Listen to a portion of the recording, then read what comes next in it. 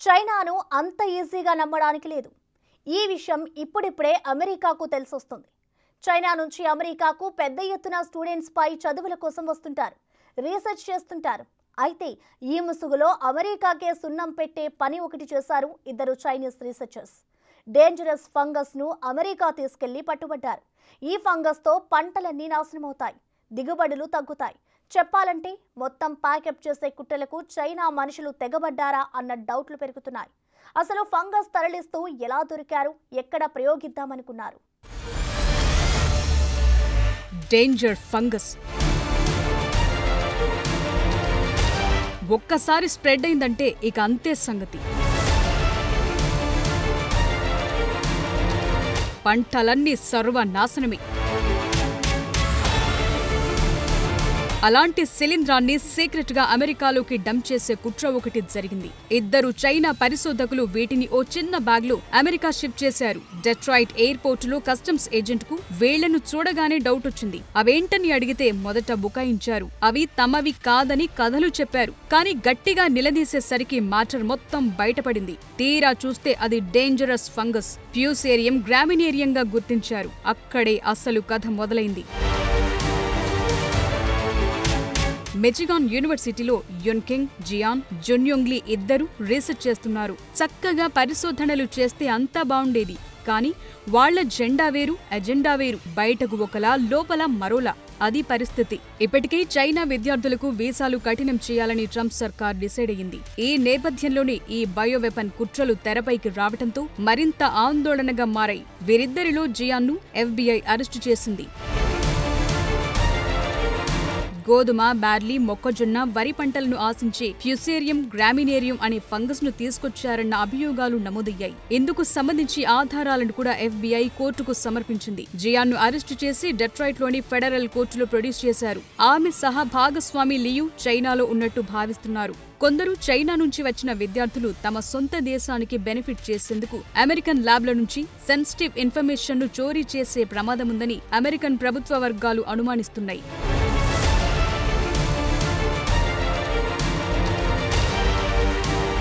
దశాబ్దాలుగా అమెరికన్ విశ్వవిద్యాలయాలు, లాబొరేటరీల నుంచి సైంటిఫిక్ డేటాను చోరీ చేశారన్న అనుమానాలు అమెరికన్లలో పెరుగుతున్నాయి. కొన్నిసార్లు ఇలాగే చౌర్యం చేస్తూ అరెస్టు కూడా అయ్యారు. అందుకే ఇప్పుడు ఇలా చదువులు డిస్కంటిన్యూ చేసిన వారిని, వర్సిటీలకు వెళ్లని వారి వీసాలను రద్దు చేస్తామంటోంది ట్రంప్ సర్కార్. నిజానికి గతంలో అమెరికా నుంచి చైనాకు ఇలాంటి ఇన్ఫర్మేషన్ లీక్ చేసుకుని తీసుకెళ్లేవారు. కానీ యున్కింగ్, జియాన్, జున్యోంగ్లీ విషయం అలా కాదు. చైనా నుంచే డేంజర్ ఫంగస్ ను అమెరికా తీసుకొస్తూ పట్టుబడ్డారు. అంటే అమెరికాలో వ్యవసాయ రంగాన్ని సంక్షోభంలోకి నెట్టే కుట్రగా దీన్ని చూస్తున్నారు. ఇది కూడా ఒక రకంగా ఆగ్రో టెర్రరిజం కిందకొస్తుందన్నారు. అరెస్ట్ అయిన లేడీ యున్కింగ్ జియాన్ చైనీస్ కమ్యూనిస్టు పార్టీకి విధేయతతో ఉన్నట్లు తేలింది. మాతృభూమిని ప్రేమిస్తానని, అంతర్జాతీయ వ్యవహారాల పట్ల శ్రద్ధ వహిస్తానన్నట్లుగా చెప్పిన పేపర్ బయటకొచ్చింది. చైనా ప్రభుత్వం నుంచి ఈ ఇద్దరు ఫండింగ్ కూడా అందుకున్నారని గుర్తించారు. గతంలో ఈ జంట అమెరికాకు వస్తువులను అక్రమంగా తీసుకొచ్చి ఉండవచ్చంటున్నారు. 2022లో వచ్చినప్పుడు షూలు, వస్తువులు తీసుకొచ్చారంటున్నారు. సో ఇప్పుడు మాత్రం ఈ డేంజరస్ ఫంగస్ ను తీసుకొస్తూ దొరికిపోయారు.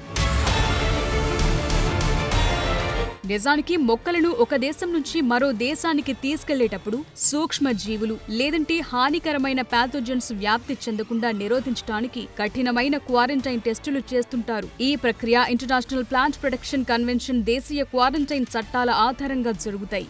సూక్ష్మ జీవులు లేకుండా ట్రాన్స్పోర్ట్ చేయటం వీటి ఉద్దేశం. లాబొరేటరీ టెస్టింగ్, సీరోలాజికల్ టెస్టులు, ఎలిసా, మాలిక్యులార్ టెస్టులు, polymerase chain reaction, nanopore sequencing, post entry quarantine, phytosanitary certificate, ఇన్ని దశలు దాటాలి. కానీ చైనా వాళ్లు ఏకంగా డేంజరస్ ఫంగస్ ని అమెరికాలోకి డంప్ చేశారు.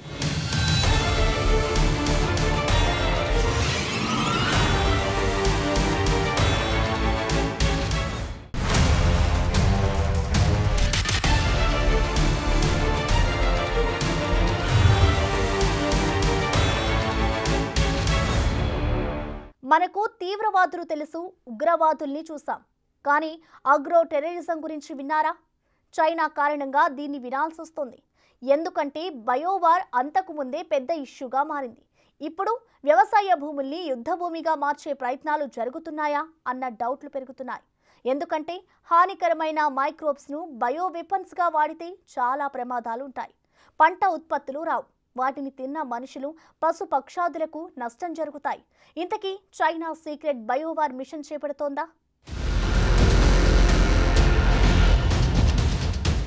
అమెరికాలో వ్యవసాయ సంక్షోభం కొంచెంలో మిస్ అయింది. జియాన్ జున్యోంగ్లీ కుట్రల్ని కనుక్కోకపోతే పెద్ద ప్రమాదమే జరిగి ఉండేది. ప్యూరేసియం గ్రామినేరియం ఫంగస్ కథ చాలా దూరం వెళ్లి ఉండేది. ఎందుకంటే పెద్ద ఎత్తున జరిగే వ్యవసాయంలో ఇలాంటి మైక్రోబ్ అటాక్స్ ను గుర్తించడం కష్టమే. ప్రత్యర్థి దేశాల ఆర్థిక వ్యవస్థలను, ముఖ్యంగా వ్యవసాయంపై ఆధారపడిన దేశాల ఆర్థిక వ్యవస్థలను ఈజీగా నాశనం చేసేందుకు ఇలాంటి బయోవెపన్స్ వాడుతుంటారు. ప్యూసేరియం గ్రామినేరియం ఫంగస్ పై పరిశోధన కోసం జియాన్ చైనా ప్రభుత్వం నుంచి నిధులు పొందారని అమెరికా అధికారులంటున్నారు. ఈ ఫంగస్ గోధుమ, బార్లీ, మొక్కజొన్న, వరి వంటి పంటలను సమూలంగా తుడిచిపెట్టేస్తుంది. అంతేకాదు ఇవి మనుషుల్లోకి అటాక్ అయితే వాంతులు, లివర్ దెబ్బతింటుంది. ఇప్పటికీ ఈ ఫంగస్ కారణంగా ప్రపంచ వ్యాప్తంగా $1 బిలియన్ కొద్దీ ఆర్థిక నష్టాలు కలుగుతున్నాయి. గతంలోనూ బయోవెపన్స్ గా ఈ మైక్రోబ్స్ ను చాలా ప్రయోగించారు. ముఖ్యంగా రెండో ప్రపంచ యుద్ధ సమయంలో అమెరికా, జపాన్ మధ్య ఇలాంటివి జరిగాయి.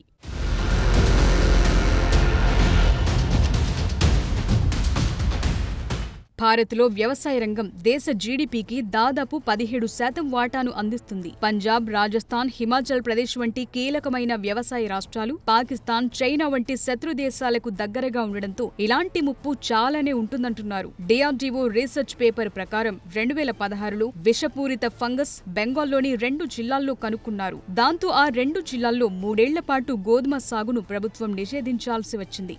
వీట్ బ్లాస్ట్ తెగులుకు కారణమయ్యే ఫంగస్ అయిన మ్యాగ్నోపోర్తే ఒరిజే పాథోటైప్ ట్రిటికమ్ వ్యాప్తిని అరికట్టింది. అంతేకాదు బంగ్లాదేశ్ ని ఆనుకుని ఉన్న ఇతర జిల్లాల్లో అంతర్జాతీయ సరిహద్దు నుంచి 5 కిలోమీటర్ల పరిధిలో సాగు చేయటం బ్యాన్ చేశారు. ఈ తెగులును భారత వ్యవసాయంలోకి ఉద్దేశపూర్వకంగా రిలీజ్ చేశారన్న డౌట్లున్నాయి. పంటల్లో హెడ్ బ్లైట్ తెగులుకు కారణమయ్యే ప్యూసేరియం గ్రామినేరియం ఫంగస్ ను మిచిగాన్ వర్సిటీ ల్యాబ్ కు చైనీస్ రీసెర్చర్స్ అక్రమంగా తీసుకురావడంతో ఇంకా ఇలాంటి ముప్పు ఎంతుందన్నది చర్చనీయాంశంగా మారింది. ఇది సోకితే $1 బిలియన్ మేర ఎఫెక్టు చూపుతుందంటున్నారు. ప్యూసేరియం గ్రామినేరియం ఫంగస్ అనేది గోధుమ, బార్లీ, ఓట్స్, మొక్కజొన్న, వరి వంటి తృణధాన్యాల పంటలను నాశనం చేస్తుంది. ఇది ప్యూసేరియం హెడ్ బ్లైట్ లేదా స్కాబ్ అనే వ్యాధిని కలిగిస్తుంది. ఇది ధాన్యం క్వాలిటీని దెబ్బతీస్తుంది, పంట దిగుబడిని తగ్గిస్తుంది. ఈ ఫంగస్ డియాక్సీ నివాలెనాల్, జీరాలెనోన్ వంటి విష పదార్థాలను ఉత్పత్తి చేస్తుంది. ఇవి ధాన్యాలను దెబ్బతీస్తాయి.